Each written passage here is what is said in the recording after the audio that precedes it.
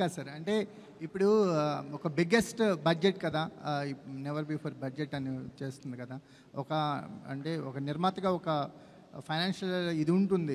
First day ఏంటి collections మీద గాని నేను దాని గురించి అడుగుతున్నాను. లేదు ముందు నిర్మాతగా ముందు ఎక్కువ భయం ఉండేది. మనం బయర్ల దగ్గరికి తీసుకెళ్లి సినిమా మనం బయర్లు ఇచ్చినప్పుడు బయర్లు మనకు కట్టే డబ్బులకి ఎంతవరకు ఓపెనింగ్లో మనం యాక్చువల్గా మాకు క్యాలిక్యులేషన్స్ ఉంటాయి కదా, ఓపెనింగ్ 30-40% ఫస్ట్ డే రావాలి అని.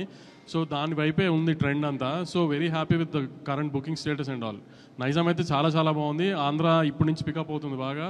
ఓవర్సీస్ అయితే చాలా చాలా బాగుంది. సో మేము అనుకున్న టార్గెట్కి ఓపెనింగ్ రీచ్ అవుతున్నాం. వంశీ గారు, విజయ్ ఫ్యాన్స్ ప్రీమియర్స్ ఎక్స్పెక్ట్ చేశారు.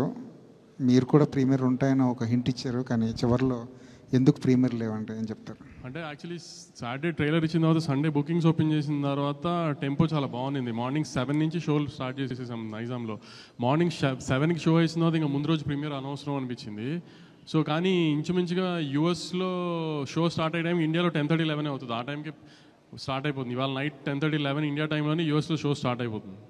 2 years నుంచి విజయ్ని గమనిస్తున్నారు కదా, మీరు పర్టికులర్గా ఒక ప్రొడ్యూసర్గా ఒక సినిమా గోయర్గా అబ్జర్వ్ చేసిన విషయం ఏంటండి?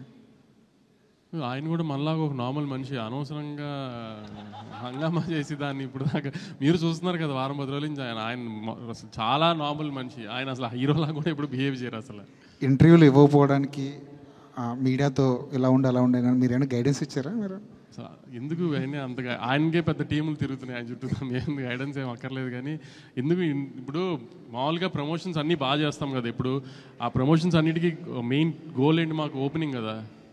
ఆ ట్రైలర్ మీద కానీ ఇప్పుడు ఈ లాస్ట్ రిలీజ్ చేస్తున్న పాట మీద కానీ వీఆర్ వెరీ కాన్ఫిడెంట్.